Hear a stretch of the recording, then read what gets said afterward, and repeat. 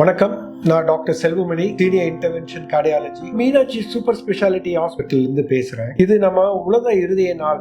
இது எதுக்காகன்னா மக்களுக்கு இருதய நோயோட விழிப்புணர்வு கொண்டு வர்றதுக்காக பண்ணிட்டு இருக்கோம். இப்போ மாரடைப்பு அல்லது ஹார்ட் அட்டாக்னா எல்லாருக்குமே தெரியும். இது எப்படி வைத்தியம் பண்ணணுங்கிறது நிறைய பேருக்கு தெரிய வேண்டி இருக்கு. மாரடைப்பு வந்துருச்சுன்னா முதல் ஃபர்ஸ்ட் 2-3 ஹவர்ஸ் ரொம்ப முக்கியமான நேரம். அதை நம்ம கோல்டன் ஹவர்ஸ் அப்படின்னு சொல்லுவோம். ஸோ மாரடைப்புக்கு வைத்தியம் 2 வகையா பண்ணலாம். நம்ம உடனடியா பேஷண்ட்டை கேத் லேப் கொண்டு போய் ரத்த நாளத்தில் இருக்கிற அடைப்பை பார்த்து அப்படியே உள்ள இருக்கிற ரத்த கட்டியெல்லாம் நீக்கி பலூன் வச்சு ஆஞ்சியோபிளாஸ்டி ஸ்டென்டிங் பண்ணிடுவோம். இது பிரைமரி ஆஞ்சியோபிளாஸ்டின்னு சொல்லுவோம். இது எப்படின்னா ஹாஸ்பிட்டலுக்குள்ள நுழைஞ்சு எவ்வளவு சீக்கிரம் பண்றோமோ அவ்வளவு பெனிஃபிட் பேஷண்ட்டுக்கு இருக்கும். இதுக்கு பலூன், அதாவது டோர் டு பலூன் டைம் சொல்லுவோம். ஹாஸ்பிட்டலுக்குள்ள நுழைஞ்சு 1.5 மணி இல்ல 1.5 மணி நேரம் to 2 மணி நேரத்துக்குள்ள பேஷண்ட்டுக்கு ஆஞ்சியோபிளாஸ்டி பண்ணிட்டோம்னா பெனிஃபிட் ரொம்ப உபயோகமா இருக்கும். பட் எல்லாருனாலையும் ஒரு 1/2 மணி நேரம் இல்ல 1 மணி நேரத்துல நம்ம மாதிரி ஹாஸ்பிட்டல் ரீச் ஆகி இதை பண்ணிக்க வாய்ப்பு இருக்காது. ஏன்னா முடிவெடுக்க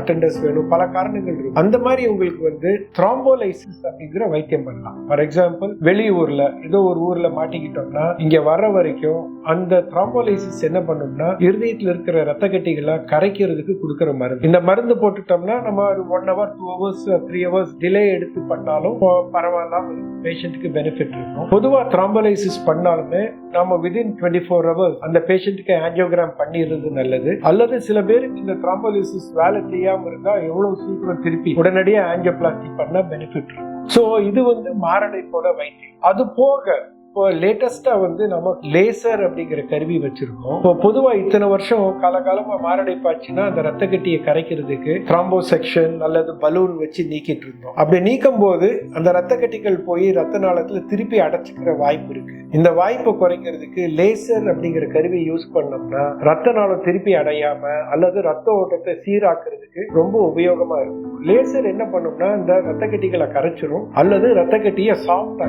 சாஃப்ட் ஆயிடுச்சுன்னா அது போய் ரத்த நாளம் கீழே போய் அடைக்காது. ஸோ லேசர் யூஸ் பண்ணி பிரைமரி ஆஞ்சியோபிளாஸ்டி, இந்த ஆஞ்சியோபிளாஸ்டி மாரடைப்பு வந்தவங்களுக்கு பண்ணா ரொம்ப உபயோகமா இருக்கும். ரிசல்ட்ஸ் நல்லா இருக்கும். இது போக ஏற்கனவே ஸ்டென்ட் வச்சு அடைப்பு வந்தவங்க, அதாவது இன்ஸ்டன்ட் ரீஸ்டினோசிஸ் சொல்லுவோம், அந்த மாதிரி வியாதிக்கும் இந்த லேசர் கருவி ரொம்ப உபயோகமா இருக்கும். அது போக சாதாரண பலூன்ல விரியாததோ அல்லது பலூனை வச்சு சரி பண்ண முடியாத ஆஞ்சியோபிளாஸ்டியை லேசர் வச்சு பண்ணோம்னா நல்ல ரிசல்ட்ஸ் வரும். எக்ஸலண்ட் பெனிஃபிட்ஸ் பேஷண்ட்ஸ் இருக்கும். நன்றி, வணக்கம்.